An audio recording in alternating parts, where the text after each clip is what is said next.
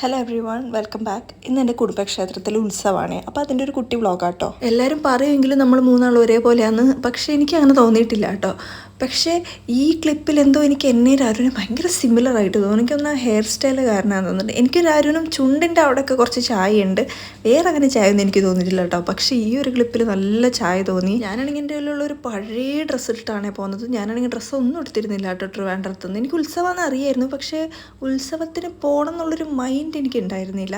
പിന്നെ അമ്മ നിർബന്ധിച്ചാരണം വന്ന്. ഇവളാരത്തിയാണെങ്കിൽ എൻ്റെ ഡ്രസ്സൊക്കെ ടൈറ്റ് അടിച്ച് ഒക്കെ അടിച്ച് മാറ്റി എടുത്തു കേട്ടോ എൻ്റെ ഡ്രസ്സുകൾ. അവൾ ഇട്ടേക്കുന്നത് എൻ്റെ ചുരിദാറാണ്. എനിക്കാണെങ്കിൽ ഇവർ ഒറ്റ ഡ്രസ്സ് കയറില്ല. എനിക്ക് ഇവരെക്കാളും നല്ല തടിയുണ്ട്. ചേച്ചീനേക്കാളും രാരുവിനേക്കാളും തടിയുള്ളത് കാരണം എനിക്ക് ഇവരുടെ ഡ്രസ്സ് അങ്ങനെ അധികം ഒന്നും കൊള്ളൂല കേട്ടോ. എൻ്റെ ഡ്രസ്സ് ഇവർ ടൈറ്റ് അടിച്ചിട്ട് പണ്ട് ഞാൻ വരുമ്പോൾ അതൊക്കെ എനിക്ക് അഴിച്ചിട്ടിട്ട് എടുത്തോളാൻ പറഞ്ഞിട്ട് തരും. അങ്ങനെയാണ് കേട്ടോ.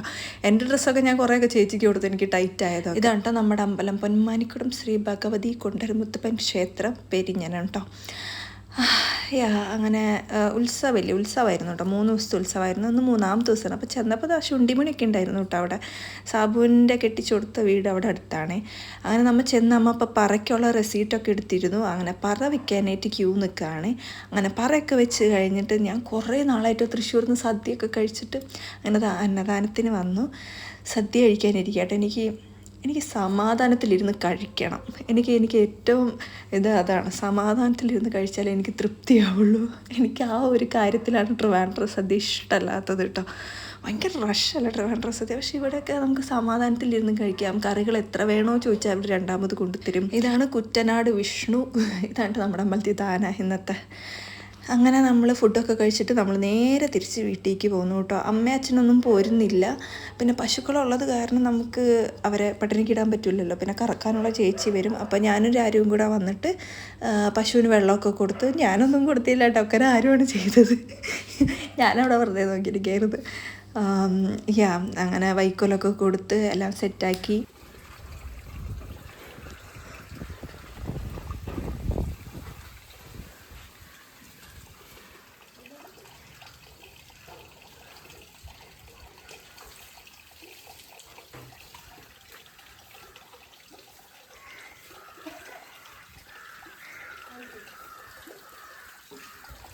ഇതിൻ്റെ പേരെന്തിട്ടുണ്ട്?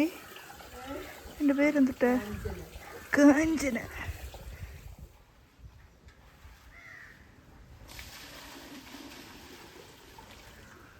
വൈകിട്ട് ദീപാരാധനയ്ക്ക് പോകാൻ വേണ്ടി റെഡി ആയാണ്. ഞാൻ സാരി ഉടുക്കാമെന്ന് വിചാരിച്ചു. അമ്മയുടെ ഒരു നല്ലൊരു സാരി എനിക്ക് കിട്ടിയത്. അത് എൻ്റെ ഉള്ളൊരു ബ്ലൗസായിട്ട് നന്നായിട്ട് മാച്ച് ആവുന്നുണ്ട്.